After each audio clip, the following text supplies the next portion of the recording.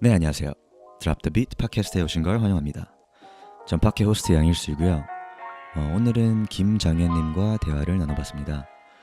이번 에피소드에서 정현님이 지금 영양학에 관심을 가지고 공부를 하고 계신데요. 그래서 그 얘기를 먼저 나눠봤고, 그리고 개인의 소비가 사회에 미치는 영향, 마지막으로 교사라는 직업과 더 나아가서는 진로에 대한 고민에 대해서 정현님이 하고 계신 생각들을 들려주셨습니다. 그럼 이번 에피소드도 재밌게 들으셨으면 좋겠네요.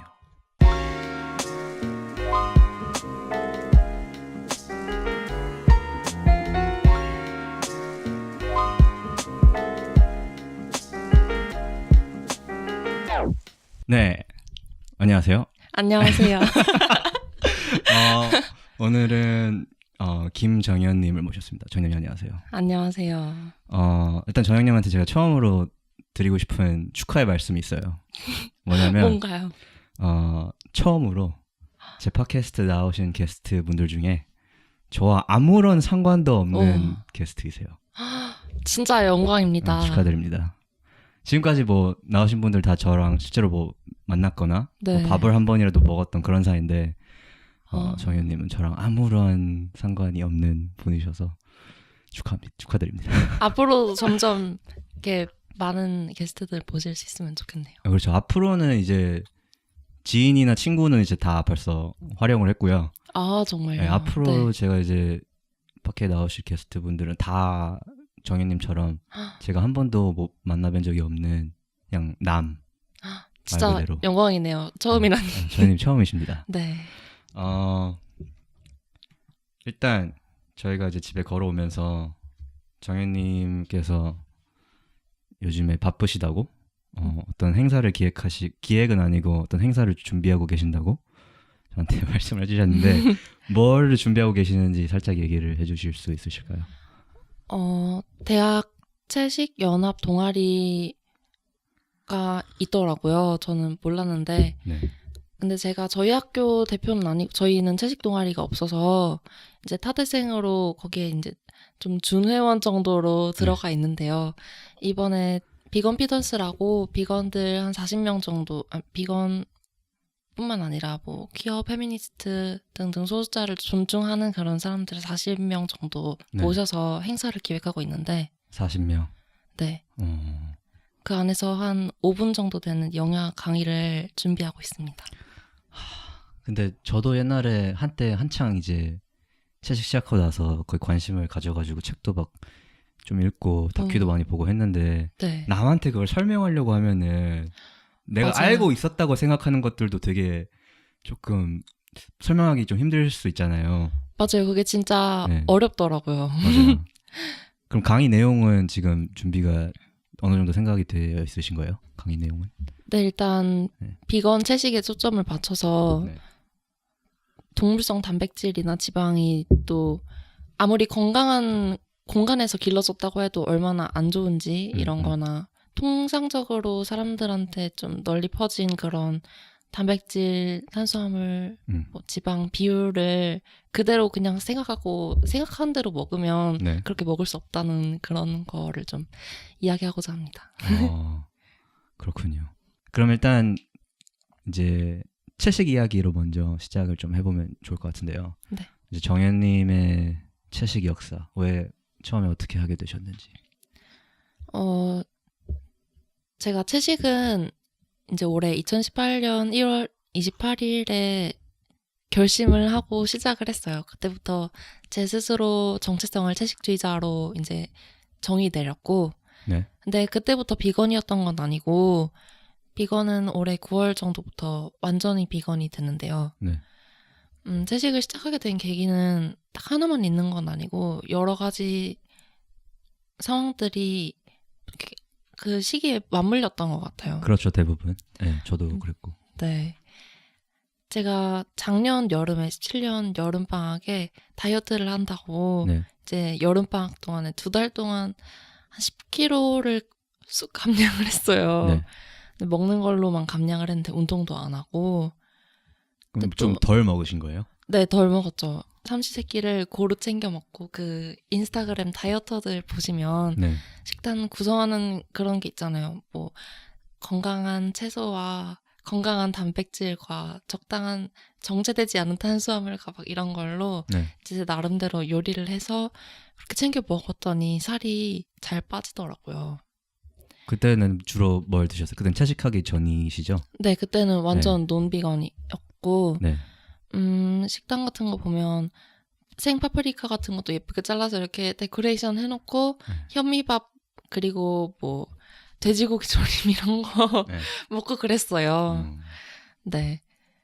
그 식판 조금 미니 식판 같은 거에다가 이렇게 딱 칸 나눠서 여기는 탄수화물 먹고 여기는 단백질 먹고 여기는 뭐 채소 먹고 이런 식으로 먹었더니 네. 진짜 살이 잘 빠지더라고요. 그리고 그때는 제가 그렇게 평생 먹고 살 줄 알았거든요. 네. 근데 그렇게 먹는 게 되게 난 맛있어, 난 즐거워, 막 내가 건강해지는 것 같아 하면서 좀 먹었는데도 네.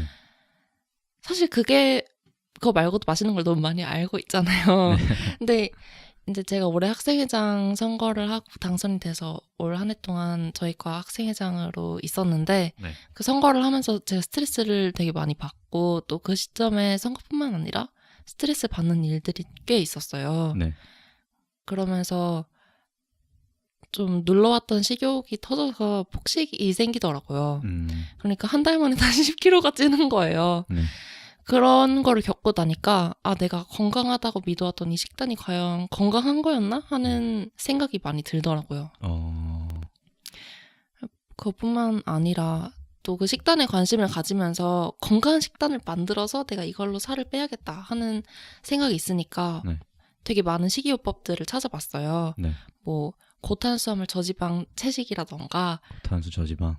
네, 뭐 자연식물식 이런 거라던가 아니면 완전 저탄 고지 이런 것도 요즘에 키토제닉 다이어트 이런 것도 있잖아요. 네. 그런 것도 찾아보고 네. 아니면은 뭐 고단백 저지방 다이어트 이런 것도 찾아보고 했는데 그 모든 안에서 고와 모든 저를 다 해보셨나요? 맞아요. 제가 근데 직접 다 해보지는 않았지만 네. 찾아보면서 제가 또 영양 지식이 조금 있어서 전공으로 몇 과목을 들어서 네. 제가 바탕으로 여러 가지 책들을 다 읽어봤어요. 그러니까 네. 하는 논리가 좀 다 다르더라고요. 네. 근데 그 중에서 채식이 좀 제일 건강하고 합리적이고 논리적이라고 제가 네. 스스로 결론을 내렸고 네. 그래서 채식을 마음먹기 시작했는데 네. 사실 이게 건강한 건 알지만 사람이 항상 건강하고 좋은 것만 실천하려고 하면 그게 좀 어렵더라고요. 너무 어렵죠. 불가능에 가깝죠.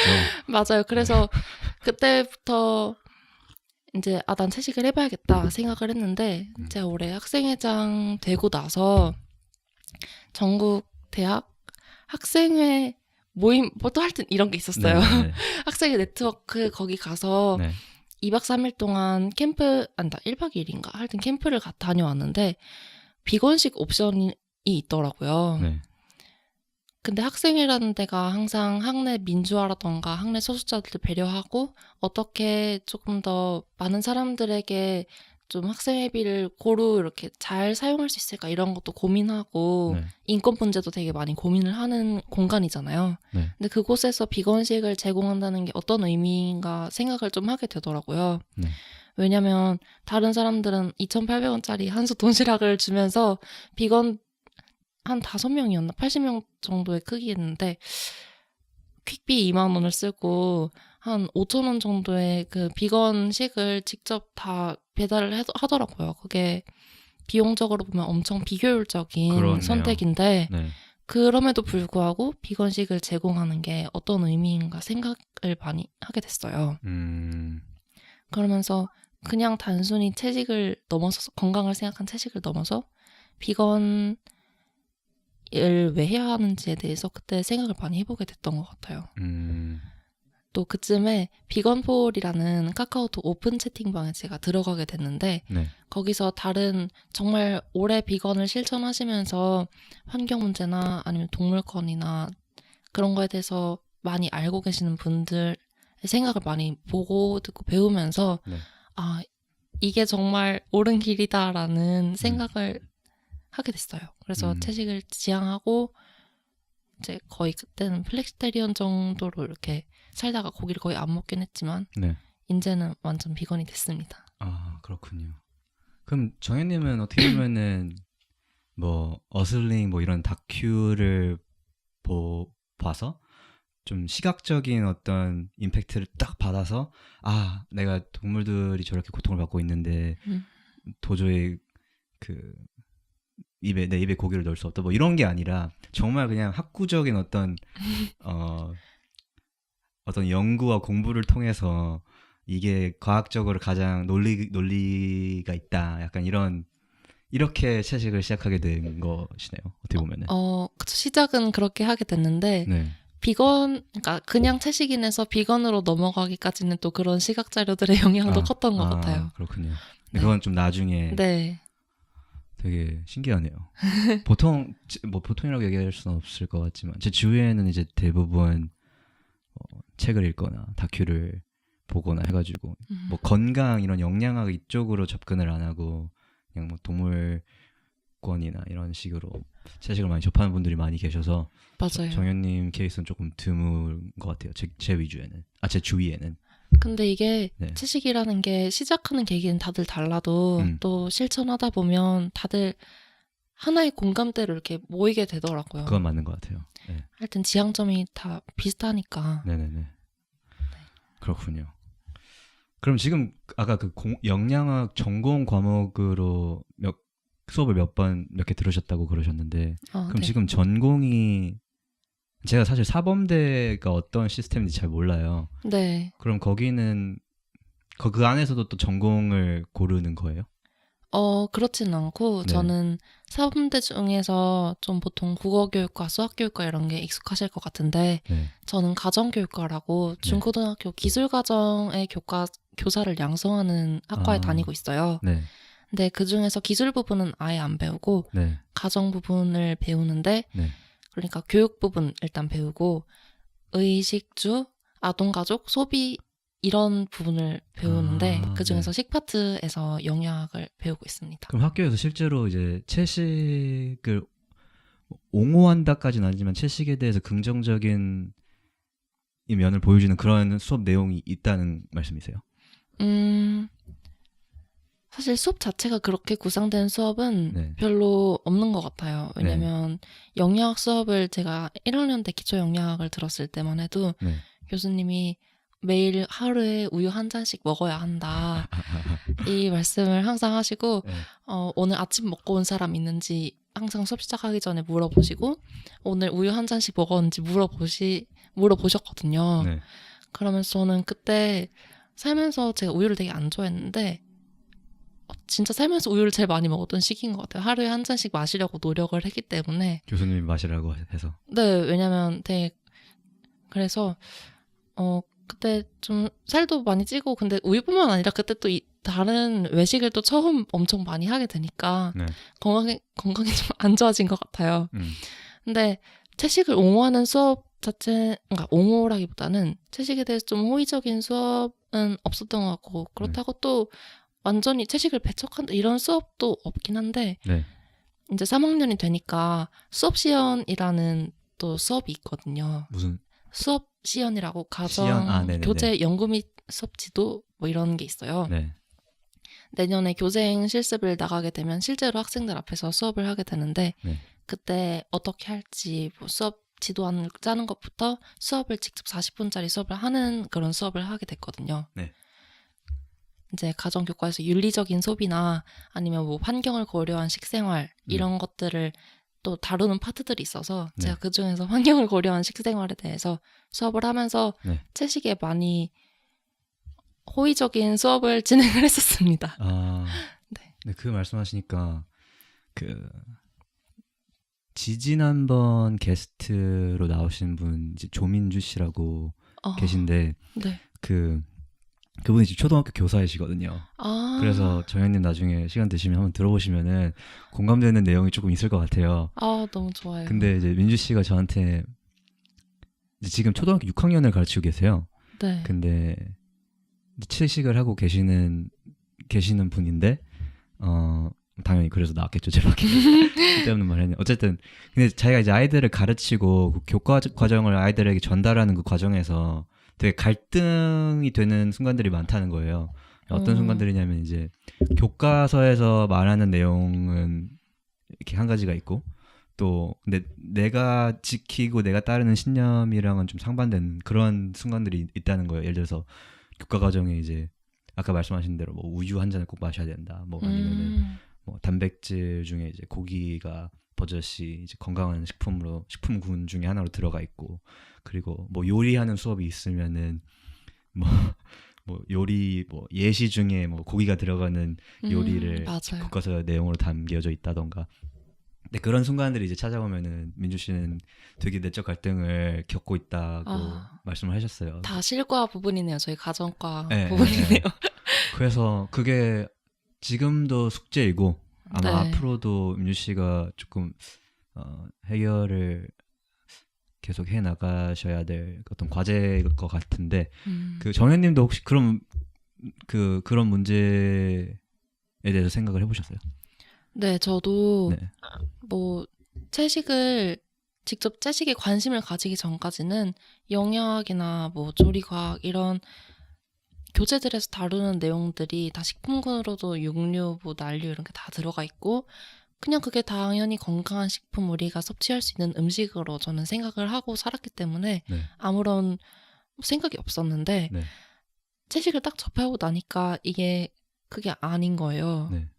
뭔가 제가 먹을 수 있는 음식이 아닌 거죠. 마치 이 테이블을 제가 먹지 않는 것처럼 뭐 네. 어떤 상품으로 팔리는 거를 물론 그것도 되게 불쾌한 일이고 네. 너무 좋지 않지만 그냥 하여튼 제가 먹는 음식이 이제 아닌 것들이 된 거잖아요. 근데 네. 그거를 마치 되게 먹을 수 있는 음식인 것 마냥 식품군으로 네. 분류하고 이게 되게 이질적이라고 이제 느껴지기 시작했는데 어쩔 수 없는 부분이라고 생각했어요. 일단 제가 학생으로서 그 교재를 구입해서 수업을 듣는 입장에서는 왜냐면 영양학 교재가 그렇게 구성되기까지는 일단 영양학계에서 어떤 입장을 가지고 어떤 생각을 하는 교수님들이 모여서 그런 교재를 구성하는지가 되게 중요하잖아요. 네. 그런 부분에서 저는 제가 나중에 그런 판도를 바꾸는 사람이 되고 싶다는 생각을 많이 하게 되더라고요. 큰 포부 좋습니다. 그리고 진짜로 식품군을 배우다 보면 하루에 1회 이상, 그러니까 1회에서 2회, 성장기는 2회, 뭐 성인은 1회 정도 우유나 유제품을 섭취하라고 되어 있어요. 네. 근데 그게 칼슘 때문이거든요. 네. 근데 오히려 우유나 유제품 먹으면 몸에 산성화돼서 칼슘이 빠져나가잖아요. 그런 것도 되게 좀 아직 갈 길이 멀다는 게 느껴졌고 네. 오히려 이런 거를 대체할 뭐 두부를 먹게 한다든지 이렇게 네. 하면 또 괜찮지 않을까 싶어요. 칼슘 이제 방금 칼슘 얘기하셔서 생각나는 건데 이제 칼슘 섭취량이랑 골다공증 발생률이랑 그래프를 보면은 이제 정비례하잖아요. 네. 실제로 그 우유를 가장 많이 섭취하는 죄송해요. 칼슘 섭취량이 아니라 우유 섭취량이 네, 그죠. 맞는 것 같아요. 네, 우유 섭취량이랑 골다공증 그 발생률이랑 네, 뭐 뉴질랜드랑 미국이 아마 1, 2위를 다투는 걸로 알고 있는데 네. 그래서 그 두 나라가 이제 우유 섭취량이 가장 많고 골다공증 발생률도 가장 높은 걸로 제가 기억을 해요. 맞아요. 유방암이나 전립선암 같은 것도 다 네. 같이 증가하고 있죠. 근데 아무튼 우리나라도 그냥 글쎄요, 미국을 약간 따라하다 보니까 여기까지 온 거 아닌가 이런 생각도 들고. 맞아요. 이게 저도 학계가 정확히 어떻게 구성되는지는 잘 모르겠지만 네. 어떤 학문이라도 요즘 아직까지는 다 대학원에서 가서 보면 다 영어로 배우고 네. 또 교수님들도 다 뭐 영어권 국가로 유학을 다녀오시거나 거기서 공부하시고 오신 분들이 많고 그냥 그쪽 학계에서 하여튼 정설로 받아들여지는 게 다 전 세계로 정설로 여겨지는 성향이 되게 큰 것 같아요. 예를 들어서 뭐 갈릴레이가 지구에 나타나기 전까지는 예를 들면 그때 배우는 교과서에는 지구가 납작하다 평평하다라고 되어 있지 않았을까요? 좀 그렇게 생각해요, 저는. 확실히 근데 미국 영양학 학계에서 정설로 이제 다루는 내용을 우리나라에서 약간 조금 무비판적으로 좀 들고 오는 경향이 저는 있다고 생각하는데 맞아요. 달라지기가 쉽지 않죠. 미국은 저렇게 얘기하는데 우리는 완전 상반된 입장으로 우리가 생각하기엔 한국 영양학은 이거야 이렇게 뭔가 갈라지기가 좀 어려운 것 같아요. 또 한 예로 이제 세계보건기구에서는 이미 벌써 몇 년 전에 맞아요. 그 제1군 발암물질로 1군인가 2군인가 어쨌든 붉은 육류를 예, 선정해 붉은 육류랑 그 가공된 육류. 가공류 이렇게 벌써 그 군에 집어넣었잖아요. 네. 근데 또 우리나라엔 전혀 그게 반영이 안 된 상황이고 실제로 세계보건기구가 그랬다는데 우리나라에 그 정보가 들어오는 순간 그냥 안 믿는 걔네 의견일 뿐이지 약간 이 정도로 해석이 되는 것 같아서 저는 그게 맞아요. 너무 이해가 안 가요. 저도 진짜 그 부분이 너무 안타깝고 네. 진실이 존재하고 그거를 또 이제 알려진 진실이랑은 좀 또 거리가 있는 것 같아서 네. 근데 그 거리감을 만드는데 엄청나게 많은 요인들이 있잖아요. 예를 들면 뭐 네. 식품회사들의 로비라던가 가공업 유제품류를 파는 업체들의 로비라던가 그런 네. 것들이 생각보다 정말 많이 들어가 있고 네. 그래서 단순히 뭐 영양학을 잘 아는 사람이 이건 옳습니다라고 얘기하는 걸 넘어서서 좀 어느 정도 정치를 잘 하는 사람들이 네. 그런 간극을 좁히려는 노력을 해야 되지 않을까. 그러니까 정치인이 하라는 게 아니라 네. 영양학을 하는 사람들이 공부만 하는 게 아니라 네. 정치적으로도 영향력을 발휘해서 그러니까 진실이 정말 잘 알려진 사실과 같아질 수 있도록 네. 노력을 할 필요가 있지 않을까 싶어요. 맞는 말씀이신 것 같아요. 제가 정현님한테 이건 좀 어려운 질문일 수도 있어요. 그래서 그냥 모르면 패스하시면 되는데 네. 그 미국의 경우는 제가 알기로는 실제로 그 USDA가 뭐의 약자인지 제가 한국말로 농림 혹시 뭔지 아세요? United States 약자가 Dietary 뭔지 Agri- 모르겠어요. 어쨌든 이제 네.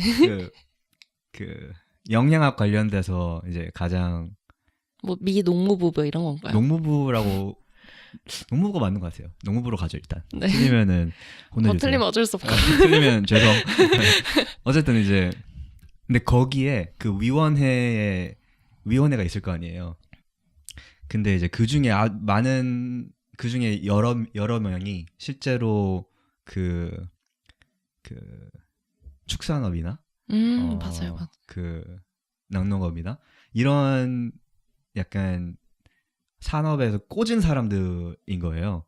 이거 알고 계시죠? 네. 그래서 사실 그 미국의 국민의 건강을 이제 좌지우지하는 그 집단이 어떻게 보면 축산업과 낙농업 그 산업의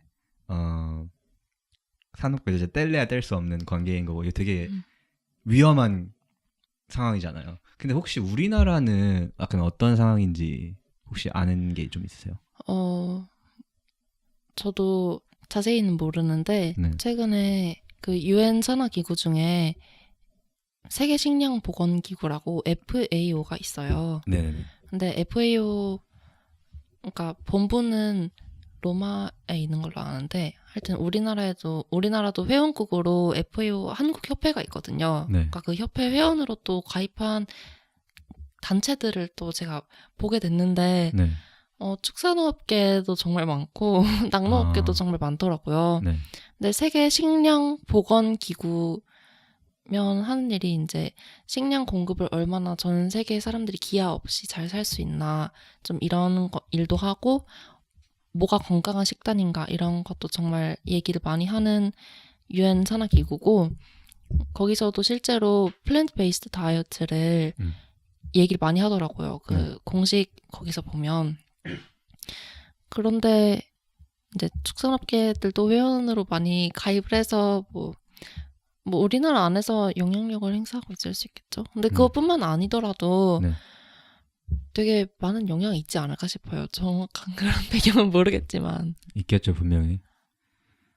있으니까 지금까지 유지되고 있지 않을까요? 그렇겠죠.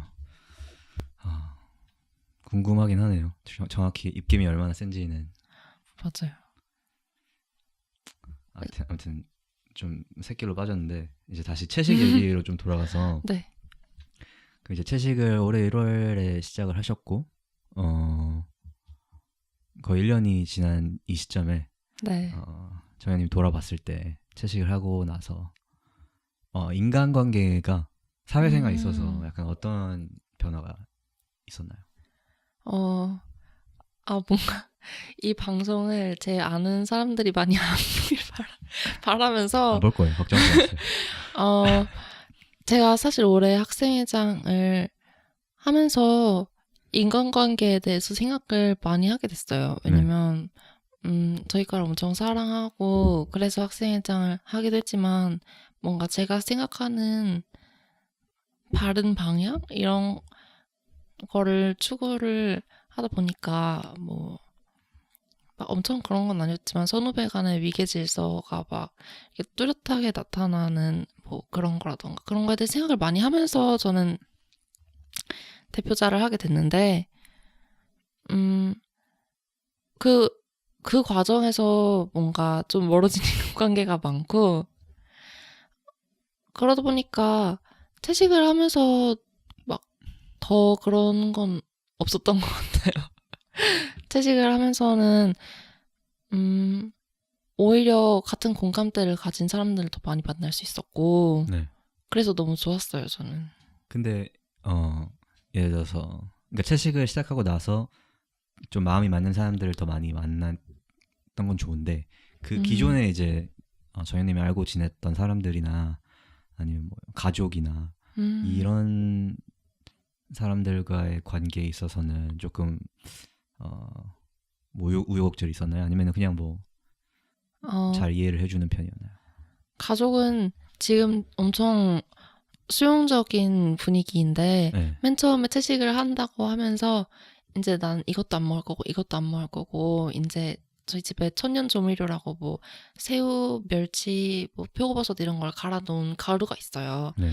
이제 그런 것도 이제 국에 넣으면 난 그 국도 안 먹을 거고 그냥 밥만 먹을 거고 이런 얘기를 하니까 처음에 뭐 꼭 그래야만 되겠냐 네. 이런 얘기도 많이 하셨고 그래서 제가 채식을 하고 나서도 집에서 뭐 고등어 조림을 간만에 한다던가 이러면 먹을 반찬이 그것밖에 없으면 또 막 좀 먹고 그랬거든요. 네. 그러니까 또 막 넌 채식한다면서 이런 것도 먹냐 이러면서 엄청 놀리고 그래서 결국 저를 비건으로 만드는데 엄청 큰 공헌을 하셨지만 네.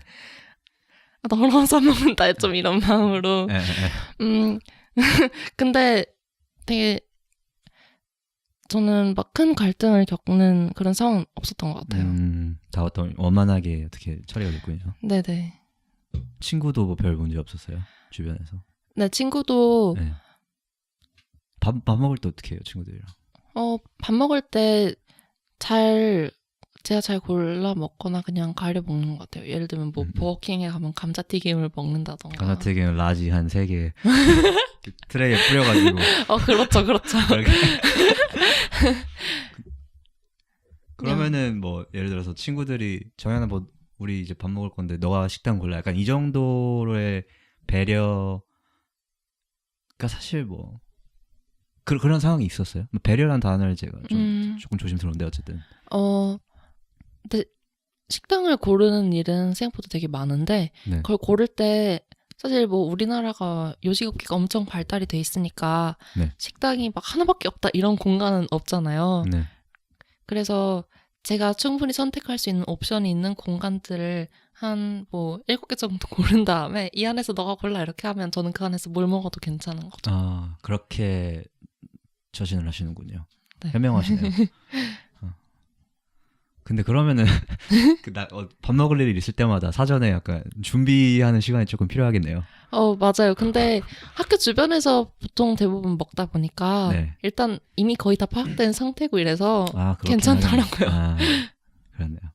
근데 지금 동국대 재학을 하고 계신데 네. 동국대는 채식 식당이 있는 걸로 알고 있는데 아닌가요? 맞아요. 학식으로 채식 네. 뷔페가 있어서 네. 이제 평일 점심 시간에는 네. 이용을 할 수가 있는데 네. 그래서 그것도 되게 꽤 자주 이용을 했는데 네. 그게 딱 평일 점심 시간 오후 2시까지만 이용할 수 있어서 딱 밥 먹는 게 그때 약속을 잡기도 하지만 또 그게 아닌 시간도 많잖아요. 그렇겠죠. 네네. 저녁 시간대도 있고. 그럴 경우에는 또 밖에서도 사 먹게 되는 것 같아요. 맛있어요? 그 식당? 진짜 맛있어요. 아, 진짜 맛있어요? 네, 진짜 맛있고 궁금하다. 뷔페니까 너무 좋아요. 메뉴들이 진짜 고퀄리티예요. 진짜요? 네. 대박이다. 얼마예요? 한 끼? 7,000원이고 조금 세네요.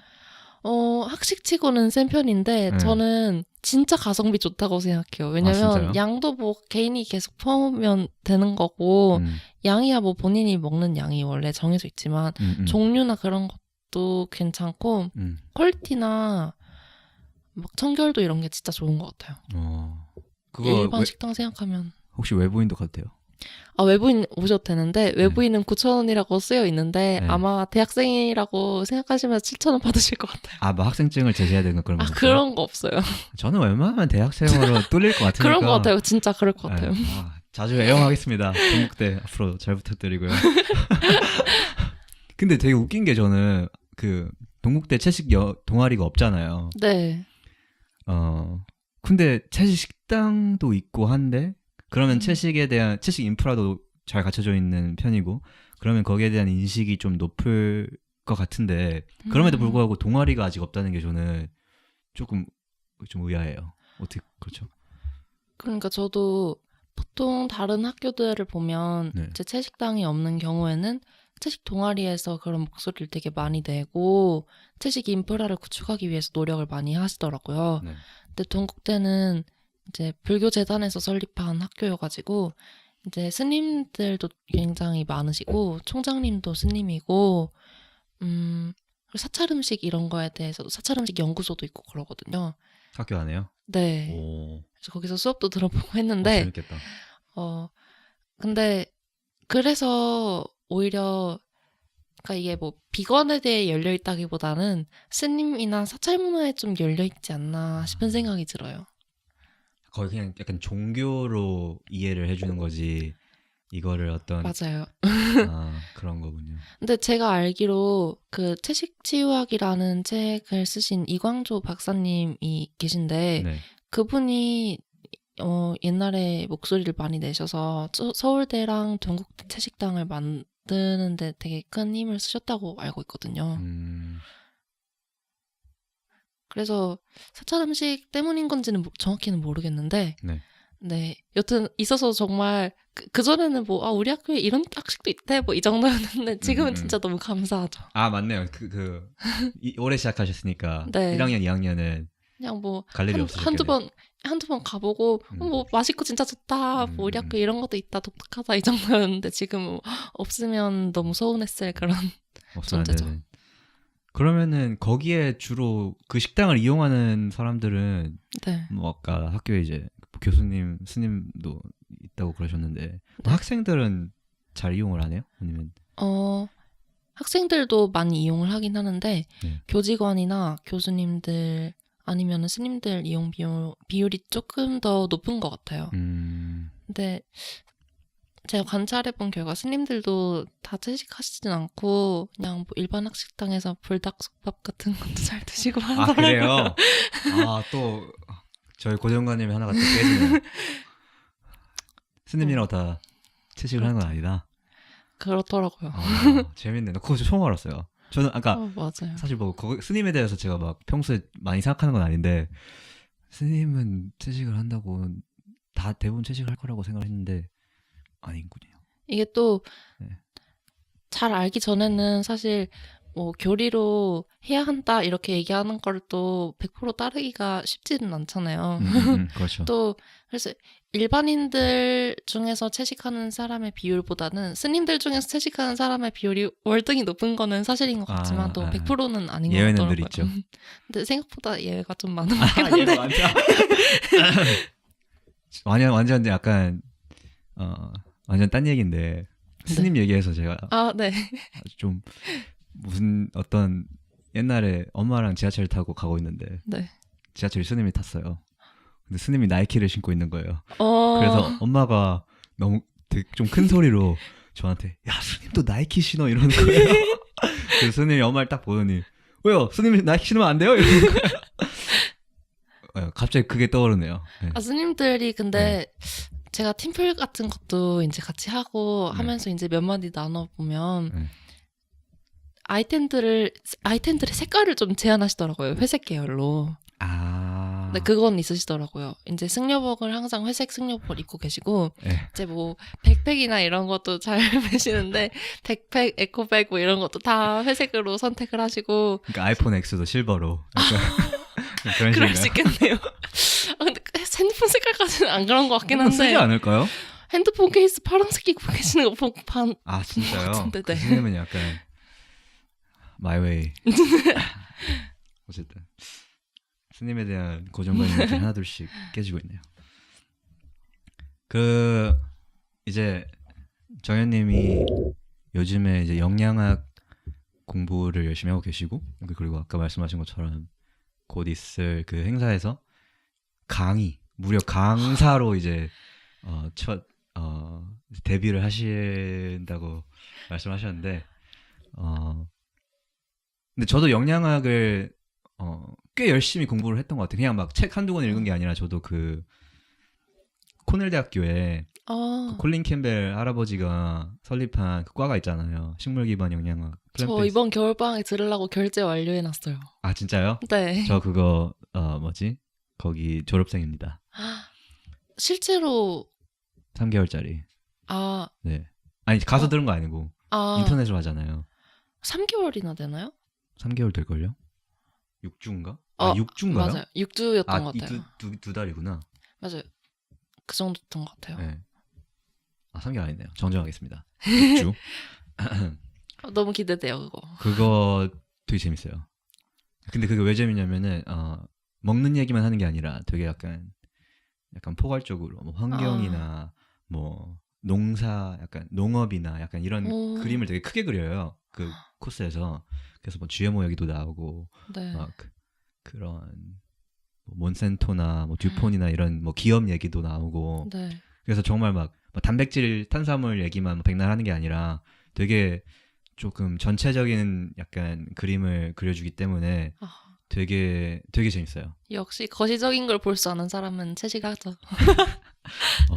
근데 그러니까 저는 이제 그거를 수강을 했고 그 외에도 꽤 열심히 공부했던 것 같아요. 진짜 대학교 때보다 열심히 공부했던 게 그때였던 것 같은데. 그래서 이제 정현님이랑 그 얘기를 조금 해보면 되게 재밌을 것 같은데. 근데 제가 이제 그거 공부한 지가 좀 돼가지고 가물가물한데. 네. 어쨌든 정현님이 얘기를 하면서 조금 많이 배워갔으면 하는데, 그 영양학 공부하면서 정현님은 개인적으로 진짜 좀 충격적이었던, 약간 멘붕 왔던 그런 내용들이 있었나요? 근데 학교에서 영양학 배우면서는 막 이거 진짜 너무 충격이다 이런 거는 별로 없었던 것 같아요. 왜냐면 영양학이 사실 엄청 먼 학문이라기보다는 내가 매일 먹는 음식을 다루는 학문이기 때문에 네.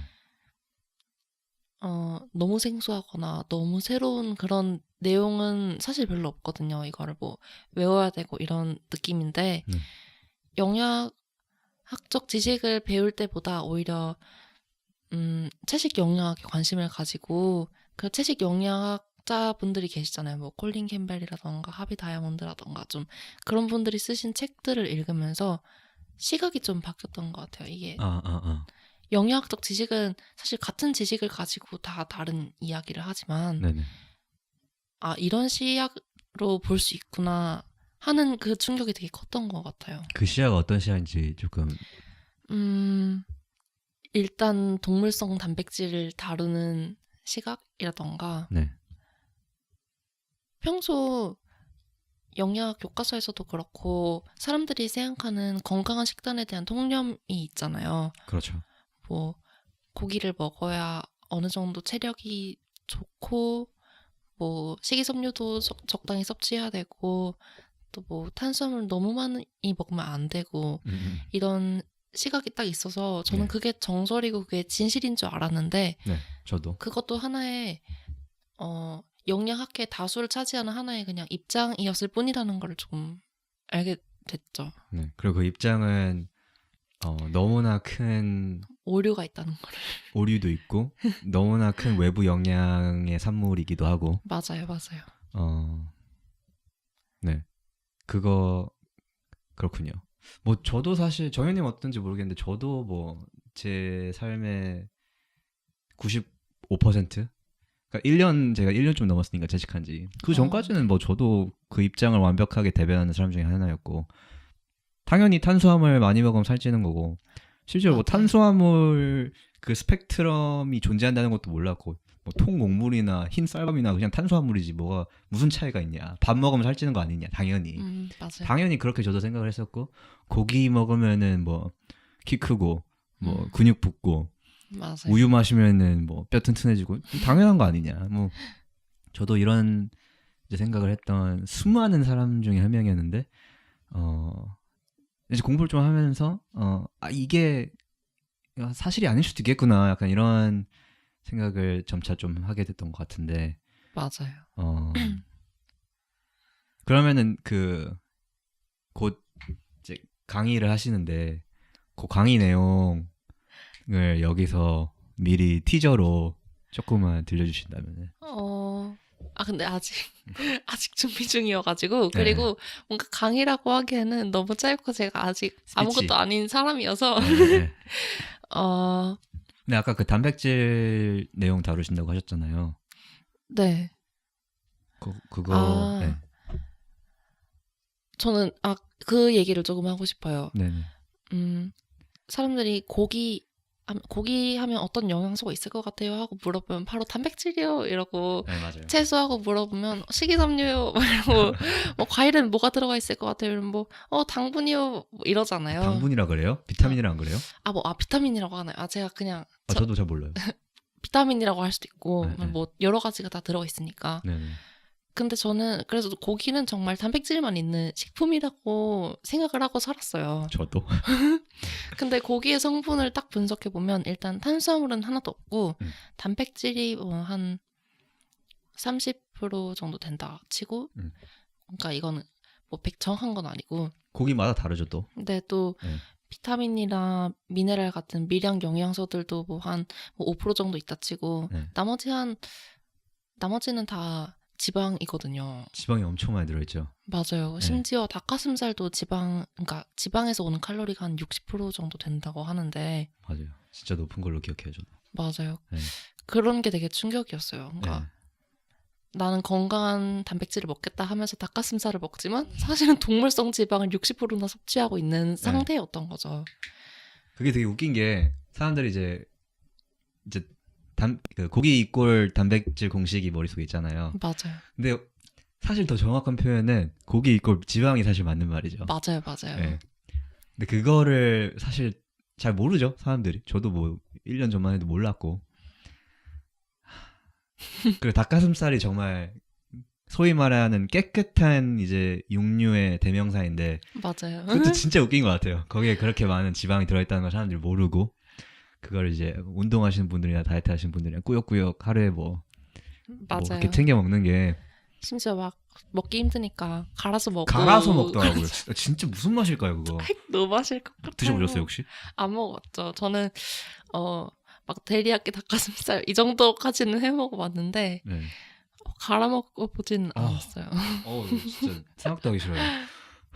그리고 이게 정말 건강하고 행복하게 살던 닭도 아니고 맞아요. 양계장의 환경을 한 번이라도 또 간접 경험해보신 분이라면 알겠지만 엄청 열악하고 비위생적이고 정말 이거는 뭐 지옥도 이런 생지옥이 없잖아요. 막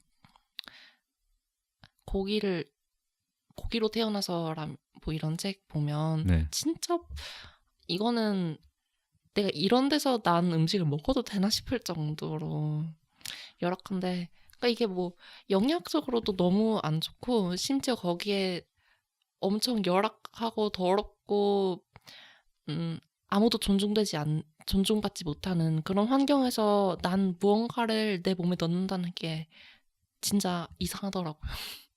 이상하고 안타깝고 그래요. 진짜 사실 양계장이 우리가 이제 동화책에서 보는 그 양계장 그림이 아니잖아요.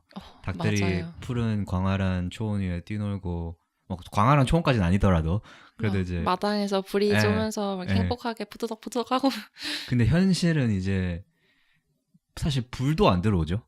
거기가 그렇죠. 이제 그 알 낳는 그 시간을 통제하기 위해서 그냥 하루 종일 불을 꺼놓고 그냥 아침이 왔다는 거를 인위적으로 조성하기 위해서 살짝 불을 켜고 또 다시 불을 끄고 그때 이렇게 알 낳으라고 약간 그 정도로 정말 무슨 거의 1984를 연상시키는 디스토피아적인 모습이고 그리고 닭이 A4 용지였나요 그게? 그 맞아요. 닭 한 마리가 서 있는 공간이 거기다가 이제 부리도 이제 이렇게 다 지져가지고 잘라가지고. 다 잘라가지고 스트레스 받아 서로 쪼니까 그리고 막 닭 무슨 레고 쌓듯이 쌓아놓고 맞아요. 맨 위에 있는 닭은 이제 목도 못 피고 맨 아래는 또 깔려가지고. 맨 아래는 깔리고 거기서 그 닭을 정말로 저는 그 생생한 현장을 실제로 우리 두 눈으로 목격을 한다면은 사람들이 정말로 다른 선택을 할 것 같은데 맞아요. 그거를 실제로 보기가 쉽지 않죠. 그 영화 신과 함께 혹시 보셨나요? 신과 함께요. 네. 만화는 읽었어요. 그 만화 속에도 보면 막 네. 여러 가지 지옥들을 이렇게 묘사하잖아요. 네. 근데 사실 그 지옥들 볼 때도 되게 막 충격적이고 뭔가 나도 착하고 바르게 살아야겠다라는 생각을 하면서 그런 작품을 봤던 것 같은데 네. 그런 양계장이나 아니면 뭐 양계장뿐만 아니라 뭐 돼지우리라던가 정말 많잖아요. 네. 그런 걸 보면 지금도 그냥 지금 이 살아있는 상태에서 그런 지옥을 겪고 있는 생명체들이 너무 많구나 하는 생각이 많이 들더라고요. 지금 지구에 존재하는 닭의 수가 아마 인간의 인구보다 몇백 배 아닌가요? 거의? 그러지 않을까요? 몇백억 마리가 지금 지구에 있다고 저는 어디서 읽은 것 같은데. 정말 이 지구에 사는 사람 중에 네. 어느 정도 제1세계 국가에 사는 사람들의 또 어느 정도는 막 나는 1인 1닭 한다 이러면서 하루에 닭 한 마리씩 잡아먹는 사람도 꽤 되지 않을까요? 한국에 또 많죠 그런 사람이. 한강만 가도 뭐 맞아요. 1인 1닭 하고 있으니까. 심지어 그 프리레인지 그 치킨도 네. 사실 프리레인지가 유명무실한 그런 개념이잖아요. 그러니까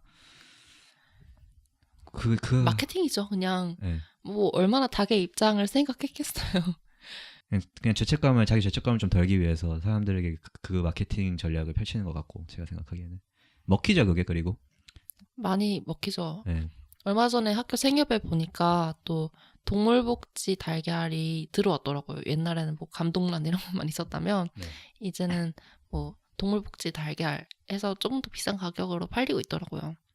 근데 또 그게 소비가 되니까 또 그런 거를 사 먹겠죠? 근데 사 먹으면서 그걸 동물복지에 내가 기여한다라는 생각을 할지 참 궁금해요.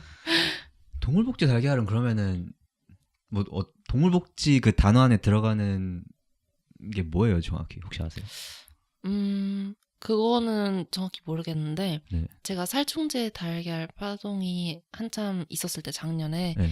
살충제 달걀에 대해서 좀 조사하다 보니까 달걀에 보면 이렇게 번호가 찍혀져 있거든요. 초록색으로 그 숫자가 이렇게 찍혀져 있는데 네. 그 숫자 중에 일부가 1, 2, 3, 4 이렇게 돼 있어서 뭐 몇 번은 완전히 딱 좁은 공간에서 자란 닭이 낳은 달걀이고 몇 번은 완전 방사한 닭이고 뭐 이런 게 있더라고요. 네. 근데 방사한 닭, 그 동물복지 달걀 그런 양계장 사진을 또 한번 봤는데 네. 케이지만 없지 그 엄청 그러니까 케이지는 이렇게 위로 쌓을 수 있잖아요. 그거 그리고 옆으로 쌓인 창살만 없을 뿐이지 그 좁은데 닭이 또 엄청 빽빽하게 뭔지 다 알아요. 들어차가지고 네. 있더라고요. 근데 그 정도를 동물복지라고 하지 않을까 싶어요. 그럼 정말 안 되는데. 그게 뭐 그럴 가능성이 높겠죠 아무래도. 그 이상의 시설을 갖춰진 곳이 없지 않을까 싶어요. 네. 그러면 닭을 소비하지 않겠죠. 비싸겠죠 그렇게 만약에. 심란하네요. 어떻게 하죠 진짜 이 문제는. 어쨌든 저 무슨 얘기하고 있었죠? 이 당 얘기하기 전에 영양학. 맞아요. 그렇군요. 제가 너무 주제를 벗어난 얘기를 아니요, 많이 주제 벗어나는 거 대환영하고요. 근데 저는 이제 이 공부를 하면서 뭐 단백질도 단백질이고 뭐 탄수화물도 탄수화물이고 다량 영양소 나름의 그런 와 진짜 하는 순간들도 있었지만 저는 이제 콜린 캠벨 이제 할아버지가 쓴 책, 교수님이 쓴 책 중에 그 당신이 병드는 이유라는 책 혹시 읽어보셨어요? 지금 읽는 중이에요. 진짜요? 가방에 있어요. 진짜요? 읽다가 대박. 왔어요. 저는 그 책 너무 그 책이 정말 저희님 아까 영양학 공부하면서 그 다른 약간 이 영양학을 좀 다른 시선으로 보게 됐다는 그런 말씀을 하셨는데 네. 저는 그 책이 저한테는 약간 그런 책이었던 것 같아요. 왜냐면은 기억나는 내용 중에 하나가 있는데 이제 우리나라도 이제 다른 이제 나라처럼 영양제를 많이 소비하잖아요. 맞아요. 근데 이 영양제 또한 이제 엄청난 사람들이 이제 오해와 착각 속에 이제 그 영양제라는 거를 이해를 하는데 저 또한 그 사람 중에 한 명이었고. 네. 근데 사실 영양제라는 게 우리가 영양제를 생각할 때 이 영양제를 먹으면 이 몸의 이 부위에 전달이 돼서 이 기능을 할 것이다. 약간 이렇게 생각을 하잖아요. 약간 간단하게. 맞아요. 그런 생각을 또 마케팅 회사들이 잘 만들어서 주입을 시키죠. 너무 잘하죠 그거. 네. 근데 그게 사실 말이 안 된다는 사실을 저는 이 책을 읽고 알았어요. 그러니까 우리 몸이 얼마나 복잡하고 얼마나 감히 우리가 그렇게 환원론적으로 분석하고 그렇게 조금 마치 약간 기계 다루듯이 맞아요. 접근을 할 수가 감이 없는 그런 시스템이 바로 우리 몸이고 거의 하나의 우주라고 말을 하잖아요 사람들이. 그래서 뭐 어떤 일정량의 영양소를 섭취했다고 해서 그 영양소가 바로 우리가 이제 예측하는 그 부위에 전달이 되지 않을 뿐만 아니라 우리 몸이 이제 그 순간순간 그 필요량을 감지를 해서 다른 또 동시 그 같은 시간대에 존재하는 영양소의 존재 여부와 그 영양소의 조합들을 다 이제 파악을 해서 마치 그 어떤 화학 반응의 미로를 통해서 감히 우리가 예측할 수 없는 그 어떤 경로를 통해서 맞아요. 전달이 되고 그러니까 이게 감히 우리가 이만큼 이걸 먹으면 이만큼 여기에 좋을까 이렇게 환원시킬 수가 없는 문제였다는 걸 제가 이 책을 읽고 알게 돼가지고 맞아요. 그 보통 사람들이 통념으로 가지고 있는 그 영양학에 대한 환원론적 시각을 네. 총체적인 관점으로 바라볼 수 있게 만들어주는 책인 것 같아요. 맞아요. 저거 너무 우아하게 표현을 해주셨네요. 저의 이런 횡성술설을 딱 그게 핵심인 것 같고 결국에는 이 책 제가 조금만 스포일러 하면은 네. 그 우리가 음식을 먹는 행위를 이 책에서 뭐라고 표현하냐면은 날아오는 공을 잡는 행위랑 비교를 해요. 혹시 그 부분 아직 읽으셨어요? 아니요. 아직 앞부분 읽고 있어요. 앞에 읽어. 그럼 제가 스포일러 하겠습니다. 네. 근데 그게 저는 또 되게 인상 깊었던 어떤 내용이었는데 뭐냐면은 이제 우리가 날아오는 공을 잡는다고 쳤을 때 우린 거기에 대해서 생각을 안 하잖아요. 그걸 막 분석하려고 하지 않잖아요. 그냥 맞아요. 그냥 공이 날아오는 궤적이랑 포물선이랑 속도랑 그리고 그 공을 봤을 때 어떤 재질로 만들어져 있을지 무게는 어느 정도일지 그리고 그냥 내가 팔을 뻗고 다리를 움직이고 등을 굽히고 이 정도의 힘을 주어서 공을 잡는 그 일련의 그 동작들이 우리가 과연 수학이나 물리학적으로 접근할 그게 아니잖아요. 그냥 맞아요. 우리 몸의 여러 가지 부위랑 뇌랑 이렇게 교신을 해서 이루어내는 어떤 한 결과물인데 마치 우리가 환원론적으로 이런 영양소를 분석을 해서 여기에 이게 좋아 여기에 이게 좋아 말하는 거는 마치 무슨 계산해서 공을 잡으려고 하는 거랑 똑같은 이치다. 약간 이런 말을 해요. 저 그거 보고 약간 소름 돋아가지고 진짜 대박이다 이거. 그러네요. 네, 저의 약간 쓸데없는 얘기였고요. 근데 진짜 이런 거 읽다 보면 저도 아직 갈 길이 먼 것 같아요. 왜냐면 저도 비건으로 지금 완전 비건으로 생활을 하고 있지만 네. 이제 식생활뿐만 아니라 의생활이나 전반적인 라이프 스타일에서도 네. 동물 완전 비건을 시작한 이후에는 동물성 소재나 뭐 그런 것들을 전혀 소비하지 않고 있거든요. 네. 근데 또 건강 측면에서 봤을 때 저는 또 영양학을 공부하는 사람이니까 내가 정말 건강한 식생활을 누리려면 단순히 비건 채식에서 그치는 게 아니라 더 뭔가 자연식물식이라던가 이런 걸 앞으로 추구해야 되겠다라는 생각은 아직 하고 있어요. 아직 그 정도 실천은 못하고 있지만. 네. 그러니까 이게 뭐 제가 자주 하는 말 중에 하나긴 한데 이제 어떤 완전 무결한 개념이기라기보다는 채식이 그냥 어떤 지향점을 이제 멀리 두고 거기에 조금 더 가까이 가는 작업이라고 생각을 해요. 그래서 지금 뭐 저희가 완벽할 수 없죠. 사실 비건이라는 게 완벽할 수 없는 작업이잖아요. 어떻게 보면은. 맞아요. 완벽해야 할 이유도 없죠. 비건을 추구하는 것 자체가. 네.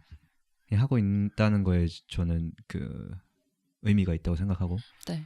그럼 이제 아까 여기서 자연스럽게 그 가치 소비, 윤리 소비 이 주제로 넘어가 보면은 네. 저는 사실 이 주제가 좀 생소해요. 그래서 정현님의 얘기를 좀 많이 듣고 싶은데 그럼 지금 수업 중에 하나로 저한테 미리 알려주신 것 중에 가치 소비 시대의 소비자 의사 결정 이게 수업 이름인 거예요. 네, 1학년 때 수강했던 수업 이름이에요. 1학년 때 수강하셨던 거예요? 네. 지금 뭐 잘 기억 안 나시겠네요. 정확하시네요. 근데 그럼 기억나시는 정도만 제가 좀 얘기를 듣고 싶은데 뭐 어떤 내용을 다루나요? 수업에서? 사실 그게 그 교재 제목인데 네. 결국 그냥 소비자학이거든요. 소비자학은 어떤 학문이냐면 경제학이랑 비슷하면서도 조금 다른 학문이에요. 경제학은 돈이 어떻게 굴러가는지를 좀 기업의 입장이나 아니면 뭐 그런 쪽에서 그러니까 좀 거시적으로 파악하는 입장이라면 소비자학은 소비자의 입장에서 경제를 바라보는 학문이거든요. 그러니까 소비에 있어서 주체가 세 개가 있다고 하면 그러니까 일반 소비자, 그러니까 가정이 있고 제품을 파는 기업이 있고 그 중에서 중재를 하면서 정책을 만드는 정부가 있잖아요. 세 개가 있는데 그 중에서 소비자의 입장에서 나는 어떻게 소비하는 게 더 현명한 선택을 할 수 있는가를 배우기 위해서 여러 가지 소비 이론들도 배우고 이러는 과목이에요. 재밌겠네요. 저는 재미없는 걸로. 적당히 재밌었습니다. 적당히 재밌었다. 많이는 아니고. 재미없었던 걸로. 근데 또 저한테 이제 그 뭐지? 정현님 인스타 글 중에 이런 글이 있었는데 이제 이 수업을 들으시면서 소비자의 선택이 시장 경제와 자본주의에 얼마나 큰 영향을 미치는지에 대해서 배우셨다고 했는데 여기에 대해서 조금 더 좀 살을 붙여주신다면 그러니까 우리의 그러니까 일개 개인이 소비 활동에서 과연 어떤 영향을 정말 미칠 수 있는지. 사실 하나만 있으면 힘이 없어요. 뭐 개인도 그렇고 나뭇가지도 하나만 이렇게 있으면 딱 또각 부러뜨릴 수 있잖아요. 근데 그게 한 여섯 개만 보여도 쉽게 부러뜨릴 수가 없거든요. 소비자도 한 명 한 명 있을 때는 되게 작은 주체지만 6명이래. 6명이면 안 풀어지는 걸로. 좋습니다. 아까 제가 3가지 주체를 얘기했는데 정부가 엄청 크고 기업도 되게 크지만 일개 소비자는 아주 작은 주체예요. 근데 그 소비자들이 모인 그 정말 많은 소비자들은 또 하나의 주체로서 그 소비에 되게 큰 영향을 미치거든요. 그러니까 보면 그 김난도 교수님이 매년 소비자 트렌드를 이제 책을 내시잖아요. 보면 매년 뭐 이런 트렌드가 있다 이런 거를 분석을 하시는데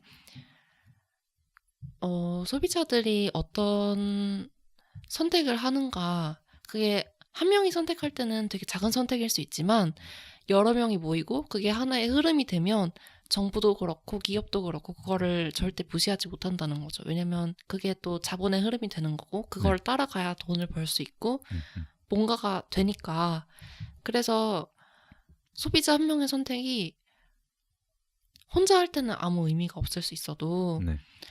내가 비건을 실천하고 있고 나는 왜 이런 이유에서 실천하고 있는지 공유하고 같이 내 가치를 알려주고 그거에 공감하는 사람들이 생기고 공감하다가 실천하는 사람이 하나 둘씩 생기고 또 이런 사람들의 소비가 하나의 흐름이 됐을 때 정말 큰 힘을 발휘할 수 있다는 의미입니다. 무시할 수 없는 집단이 될 것이다. 그렇죠. 지금 적절한 예시가 딱 생각이 나진 않는데 네. 제가 다이어트를 한번 했었으니까 인스타그램에도 보면 뭐 다이어터들이 되게 많잖아요. 네. 근데 그런 분들이 생기기 전에는 뭐 닭가슴살 가공 업체들이 그렇게 많이 생기지 않았어요. 그냥 치킨으로 소비를 했던 거죠. 근데 그런 다이어트를 하는 사람들이 생기고 그 사람들이 생각할 때는 닭가슴살을 먹는 게 건강한 단백질을 섭취하는 행위라는 하나의 흐름이 생기니까 닭가슴살 가공 업체들이 정말 많이 생기더라고요. 막 진공 팩해서 이제 배달도 해주고 그러잖아요. 맞아요.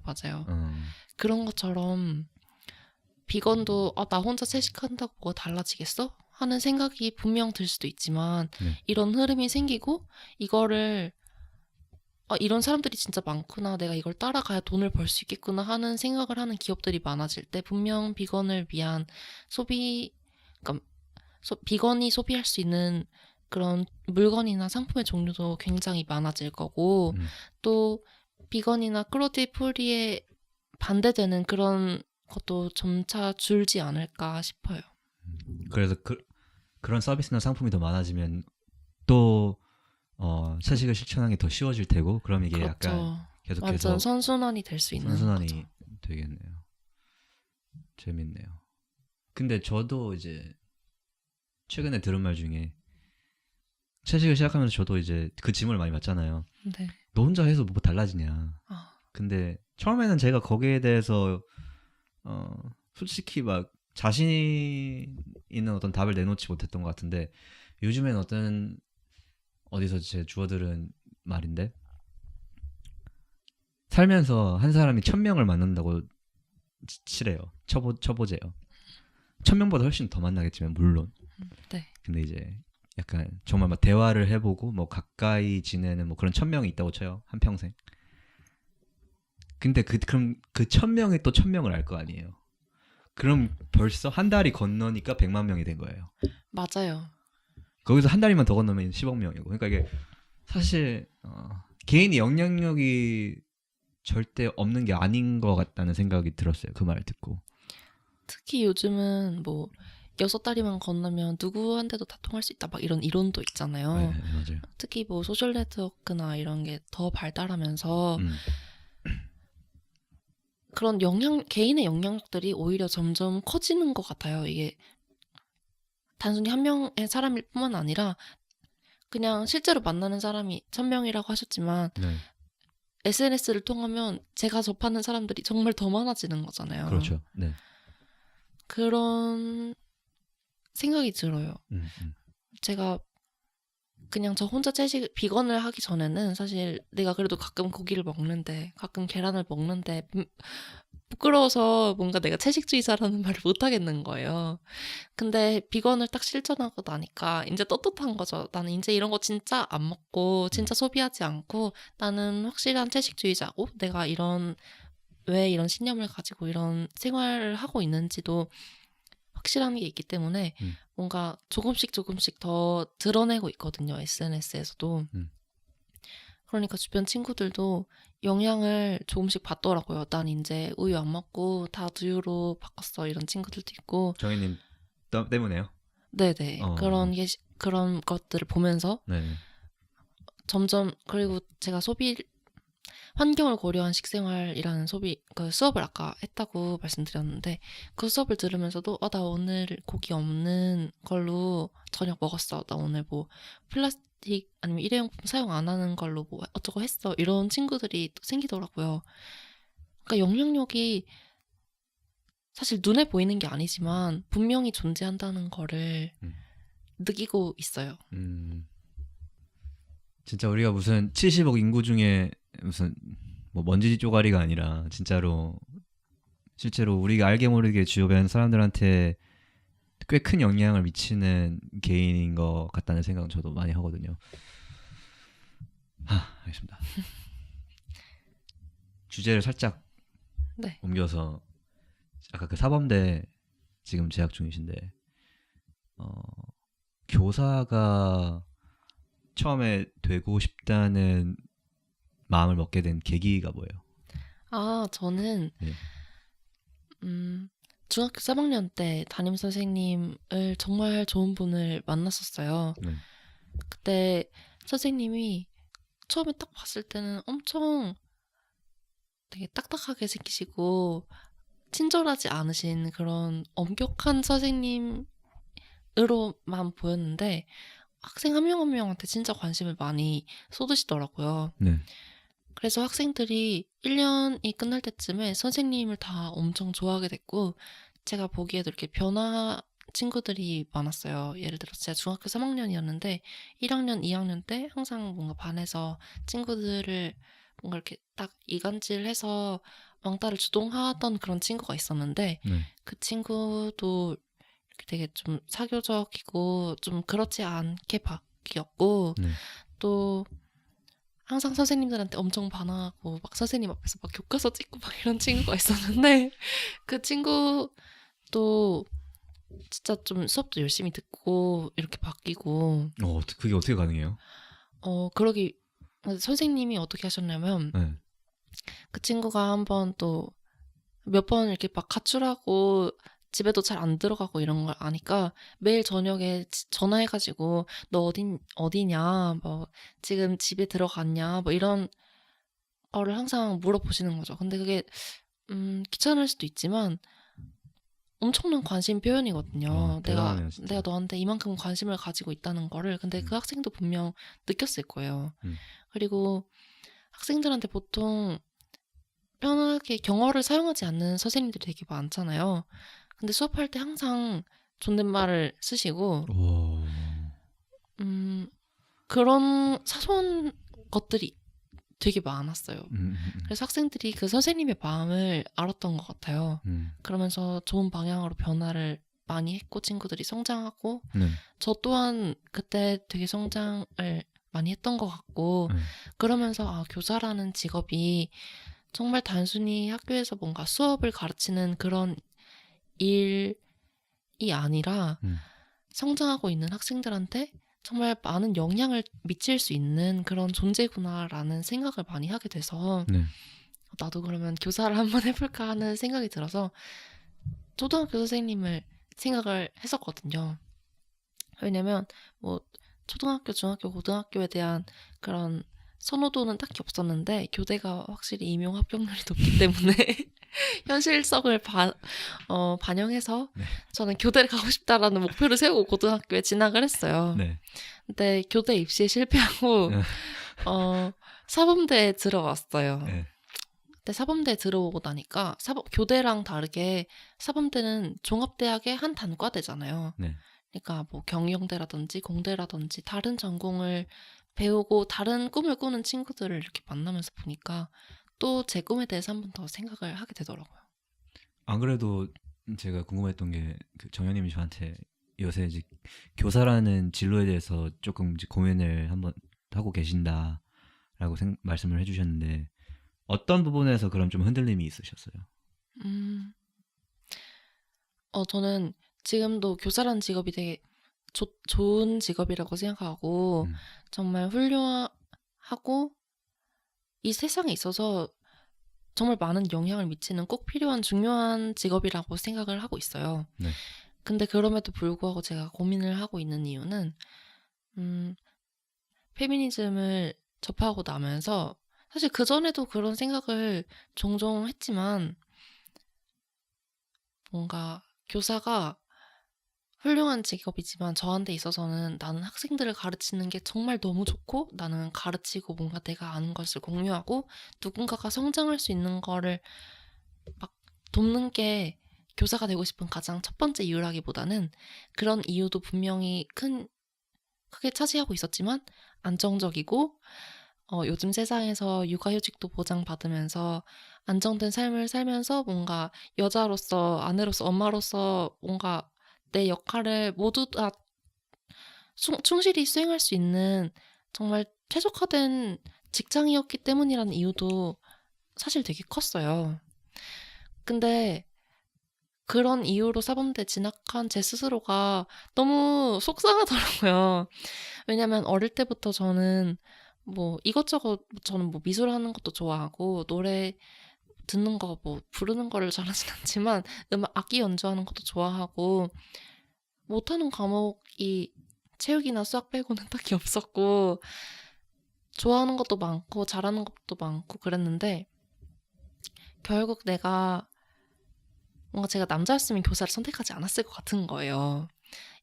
교사가 훌륭한 직업이지만 저는 그런 이유가 되게 커서 교사라는 직업이 되게 더 호의적으로 느껴졌기 때문에 그게 좀 많이 속상했고 막상 사범대 입학하고 나서 보니까 그래서 그러면 일단 안정성이나 여자로서의 삶 이런 거를 다 내려놓고 내가 정말로 좋아하고 잘하는 일이 뭘까? 내가 평생 동안 일을 하면서 난 그래도 내가 이걸 하는 게 너무 즐거워. 내가 하는 과정에서 정말 많은 사람들한테 진정으로 내가 할 수 있는 최대한의 도움을 줄 수 있고 자아 실현이 가능하고 그런 일이 뭘까라는 생각을 많이 하는 중이에요. 그러면서 교사에 대한 꿈은 거의 내려놓게 된 것 같아요. 진짜요? 다른 분들이 또 정말 진정으로 학생들을 가르치고 누군가의 성장을 돕고 이런 게 제일 좋아서 하는 분들도 굉장히 또 많은 거를 제가 봤기 때문에 그런 분들이 저보다 더 좋은 교사가 될 수 있을 것 같다는 생각이 들고 저는 교사 말고 정말로 진정으로 자아실현을 할 수 있는 일이 뭘까에 대해서 고민을 하는 중이에요. 되게 쉽지 않은 결정이었을 것 같아요. 사실 지금도 네. 좀 두려워요. 왜냐면 졸업하고 바로 임용시험을 봐서 네. 합격을 해서 교사가 되면 물론 그게 보장이 되는 건 아니지만 안정적인 삶을 은퇴할 때까지는 살 수 있는 거잖아요. 뭐 은퇴 후에도 계속 공무원 연금을 받고 그게 제가 은퇴할 나이까지 유지가 될지 모르겠지만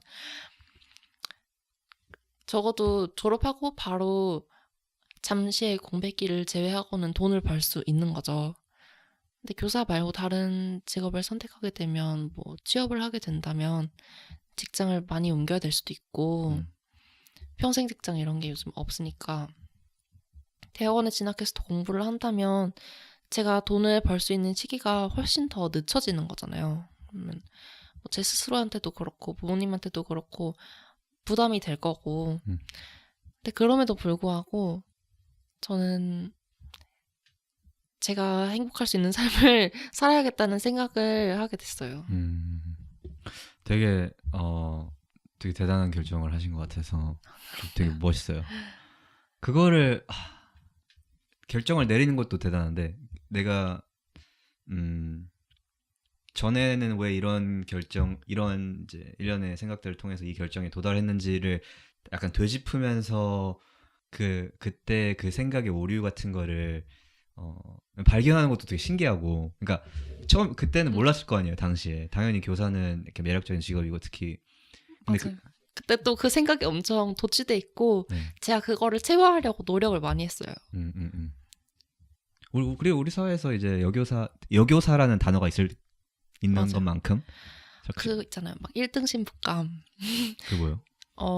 그러니까 교사만큼 좋은 신부감 없다 이러면서 뭐 교대는 졸업 앨범들이 결혼 정보 회사로 넘어간다면서요. 그 졸업 앨범. 진짜요? 그래서 그런 데 많이 대박이다. 뭐 확실히는 모르겠고 그런 이야기를 들은 적이 있는데 네. 그런 게 전반적으로 이제 막상 교사가 될 수 있는 환경에 제가 딱 들어오고 나니까 좀 더 불쾌하게 느껴지더라고요. 거의 완벽한 이제 직업 패키지죠. 여성들한테는. 그러니까 우리나라에서 그렇게 소비를 하죠. 그 교사라는 직업을.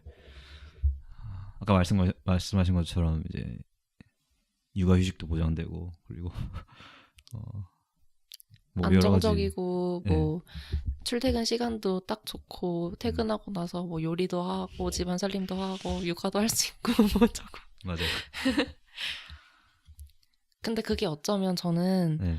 이게 완벽한幸福감이라던가 뭐 여자한테 최적의 직업이다라는 인식이 있는 게 아무래도 여자는 요즘에 이제 경제가 불안정하니까 같이 돈은 벌면 좋겠지만 그럼에도 불구하고 여러 가지 집안일이라던가 육아라던가 이런 거를 그래도 여자가 좀 더 주력으로 담당해야 되지 않나라는 인식이 있기 때문에 그런 것도 하면서 일도 할 수 있는 최적의 직업이 이거잖아. 좀 이런 느낌인 거예요. 그러니까 독박 살림, 그죠. 독박 육아는 그냥 계속 가져가되 추가로 이제 돈벌이도 그렇죠. 그렇게 할 수 있는 게 무엇일까 생각을 해보면 교사다. 약간 이런 맞아요. 공식에. 예.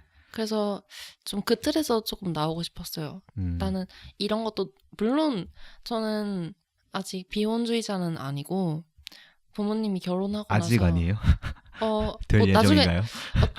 될 수도 있지 않을까 싶어요. 그렇죠, 될 수도. 예, 근데 부모님이 너무 행복하게 잘 사는 모습을 보면서 예. 나도 정말 마음이 잘 맞는 사람을 만나서 음, 평생 좋은 친구로 잘 지낼 수 있으면 되게 좋을 것 같다는 생각은 하고 있어요. 음. 그러면서 또 그 관계가 안정적으로 유지되고 가정이 안정적으로 유지되기 위해서 여러 가지 조건들이 맞춰지면 얼마나 좋겠어요. 근데 그래도 내가 여자니까 한번 그러니까 누군가를 만나기도 전에 한번 접고 나는 이런 것도 다 고려해서 직업을 고르는 게 너무 속상한 거예요. 그래서 여자가 아니라 그냥 뭐 남자라도 할 수 있는 고민 아니면 그냥 사람으로서 내가 어떤 일을 해야 될까라는 고민을 할 때 육아도 할 수 있고 뭐도 할 수 있고라는 조건을 일단 생각하지 않을 순 없겠지만 엄청 뒤로 미뤄두고 결정하고 싶더라고요. 대단하네요. 뭐 그렇게 해서 결정을 하게 되고 네. 만약에 제가 그런 일과 뭐 자식을 낳을지 안 낳을지도 모르겠지만 뭐 낳는다면 육아랑 뭐 그런 것들을 병행하기 어렵다면 사실 혼자 병행할 생각도 없고 당연히 뭐 같이 하는 거라는 생각을 하고 있기 때문에 뭐 자연스럽게 그렇게 되지 않을까 싶어요. 제가 먼저 직업을 선택할 때 기준을 제가 뭘 좋아하고 뭘 잘할 수 있는가로 두게 되면 그런 것들이 부차적으로 따라올 거라는 생각을 하고 있어요. 그럼 요즘에는 다시 이제 새로운 고민거리가 생기셨는데 그러니까 내가 뭘 잘하는지 혹은 내가 뭘 하고 싶은지 내가 뭘 직업으로 삼고 싶은지 이게 되게 어려운 질문이잖아요. 저도 지금 진짜 평생 고민하는 건 것 같아요. 그런 것 같아요. 저도. 근데 그러면은 정현님은 지금 약간 어떻게 고민을 하고 계세요? 어떤 기준이 있어요? 기준이라면 네. 사실 고려해야 될 게 너무 많죠. 제일 첫 번째로는 그 일을 하는 게 즐거워야 되고 이게 제일 첫 번째일지는 모르겠어요. 일단 고민하는 여러 가지 기준들 중에서 일단 제가 일을 하면서 딱 돈만 버는 정말 힘든 그리고 너무 하기 싫은 그런 시간이 되는 게 아니라 적어도 내가 이 분야에 흥미가 있고 재미가 있고 이걸 통해서 저 스스로도 계속 성장을 하고 자아실현을 할 수 있어야 된다고 생각을 하고 그러면서도 경제적으로 어느 정도 일정한 수입을 받을 수 있어야 하고 안정적인 거를 사실 기대하기 어렵지만 그런 것도 같이 갖춰지면 너무 좋을 것 같고 안정적이라는 거는 최소 몇 년 이상 근무를 할 수 있다던가 아니면은 일한 경력이 다른 곳에서 쉽게 인정이 돼서 이직을 하기에 어렵지 않다거나 이런 게 안정성이 될 수 있겠고 교사라는 직업이 이 기준에서 좀 더 고민이 됐던 부분이 있는데 요즘 100세 시대 뭐 이렇게 하면서 특히 저희 세대 같은 경우에는 평균 연령이 130세가 될 거다 이런 얘기를 되게 많이 듣는데 과연 60세까지 보장되는 게 안정적인가라는 생각이 또 들더라고요. 그러니까 직장을 몇 번 옮기는가 보다도 내가 이때까지 일한 경력을 인정받아서 또 다른 곳에서 새로운 일을 할 수 있나 이것도 되게 중요한 조건이라는 생각이 들더라고요. 어, 그런 것도 되게 있고. 멀리 내다보셨네요. 그렇군요. 저도 계속 고민을 하고 있는 문제인데 저도 비슷한 이제 입장인 것 같아요, 정현님이랑. 그러니까 저도 일단 제가 관심이 있어야 되고 여기서 제가 성장할 수 있어야 되는 게 저한테 좀 중요한 것 같아요. 이걸 하면서 정체되고 싶지 않아요. 저는 맞아요. 이 과정을 통해서 그 반대편에 서 있는 나는 그걸 하기 전에 나보다 조금 더 성장해 있는 그게 저한테는 조금 큰 것 같고 그리고 저는 이게 내가 좋아하는 일을 좋아하는 일을 하는 것이 중요하다고 생각하는 이유가 순전히 그 이기적인 이유라고 생각을 안 하는 이유가 결국 내가 어떤 일을 해서 거기서 이제 창출하는 가치가 다른 사람한테 의미를 가져다 줄 수 있으면 좋잖아요. 맞아요. 근데 그 정도의 실력을 갖추는 경지에 도달하려면은 그 일을 제가 잘해야 되잖아요. 맞아요. 맞아요. 근데 잘하려면 오래 해야 되고 꾸준히 해야 되는데 오래 꾸준히 하려면은 내 일을 좋아해야 되잖아요. 맞아요. 그러니까 결국에는 제가 하고 싶은 일을 찾아서 하는 게 나뿐만 아니라 그냥 다른 사람한테도 그게 그냥 윈윈이라고 저는 생각을 해요. 맞아요. 맞아요. 그래서 그게 저는 좀 중요하다고 생각을 하고 그래서 잘 찾고 계세요 요즘에? 좀 찾아졌어요? 아직 고민 중이고 네. 영리학 공부를 좀 더 할까 생각 중이에요. 아 진짜요? 네, 아까 이야기했던 그런 것들에 있어서 저도 조금 더 사실에 가까운 그런 입장이 사람들의 통념으로 자리 잡을 수 있게 힘쓰는 일을 하고 싶기도 하고 아니면 하여튼 영양학적 지식을 가지고 뭔가 할 수 있는 일이 있지 않을까 탐색하는 중이에요. 그렇군요. 네, 그럼 이 얘기는 그냥 요 정도로 하면 될 네네. 것 같고요. 저희 팟캐 이제 정현님이랑 이제 짚고 싶은 주제는 다 짚었고요. 근데 아직 안 끝났어요.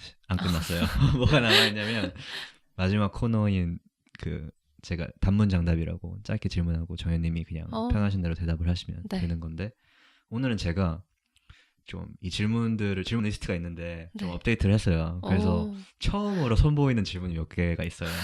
영광이에요. 몇 가지 기본은 있는데 이제 몇 가지는 제가 추가를 했어요. 이제 갈게요. 네. 준비되셨나요? 빨리 그냥 대답하면 되는 건가요? 빨리 하셔도 되고 천천히 하셔도 되고. 네네네. 저는 빨리 할 거예요. 네. 정현님의 최애 채식식당. 학교 채식당이요. 아 진짜요? 네. 엄청난 충성도네요. 그리고 많이 안 가봤어요 채식당을. 비건 된 지 얼마 안 되기도 했고 혼자 해먹는 걸 워낙 좋아해서. 정말 잘하시나 보네요. 부럽습니다. 지난 6개월 동안에 가장 재밌게 읽은 책 혹은 본 영화.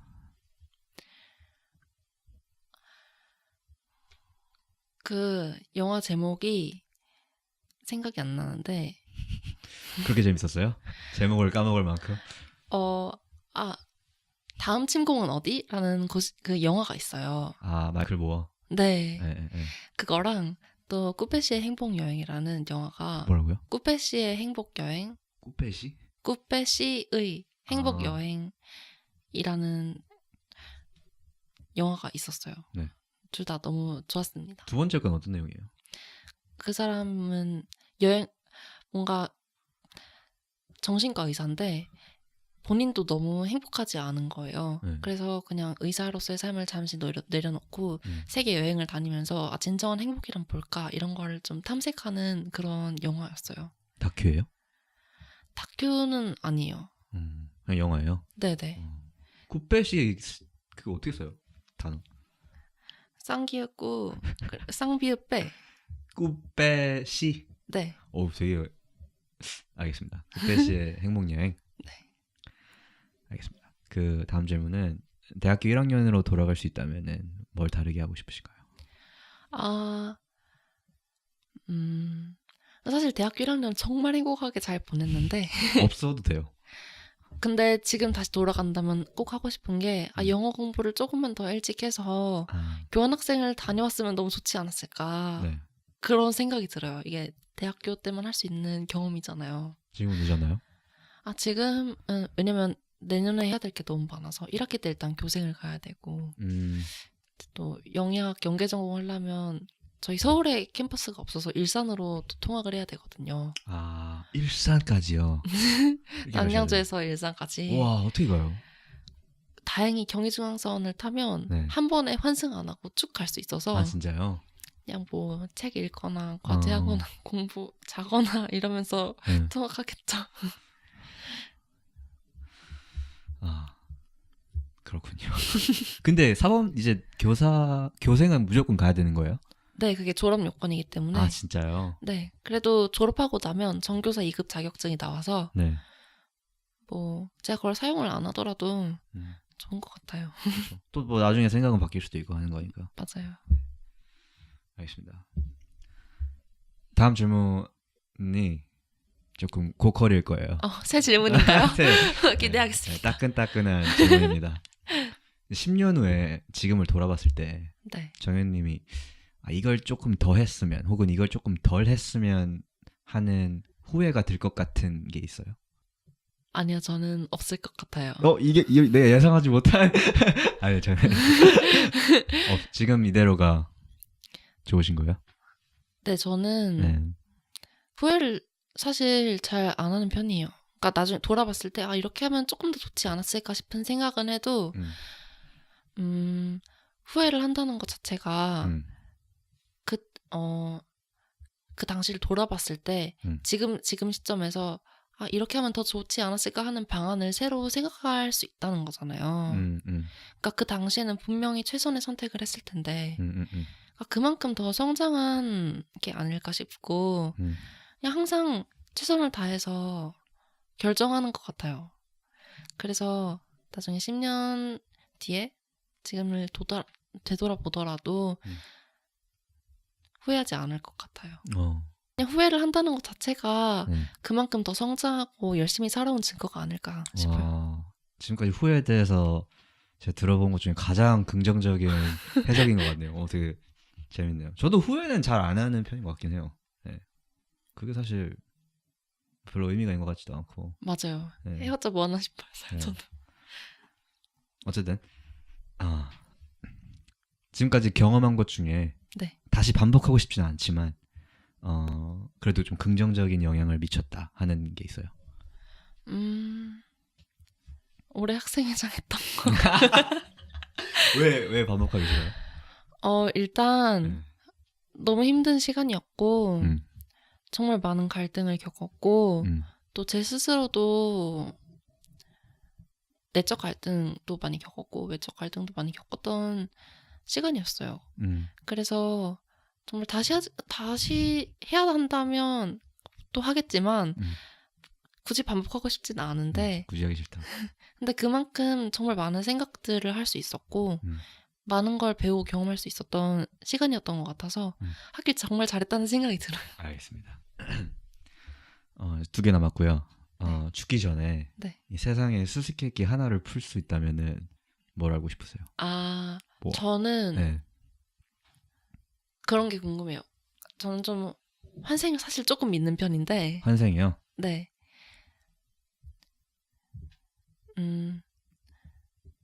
이게 다 인간관계가 정말로 있을까?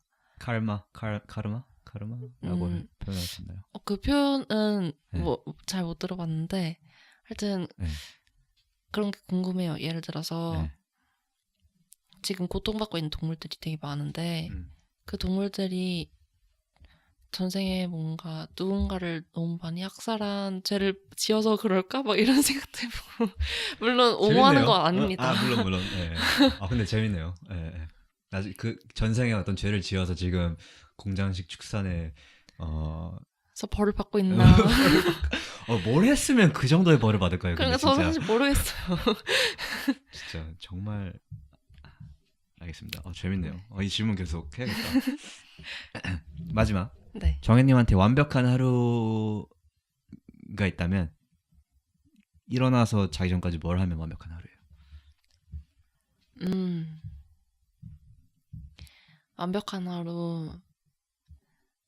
전 일어나서 일단 오늘 당장 의무적으로 해야 할 게 하나도 없는 상태에서 푹 자고 그냥 너무 상쾌하게 일어나서 제가 먹고 싶은 거를 딱 차려 먹고 메뉴도 말해주세요. 메뉴요? 네. 얼마 전에 먹었던 제가 두부 찹쌀 탕수육을 해 먹었거든요. 진짜 근데 너무 맛있는 거예요. 아니 뭐 요리사세요?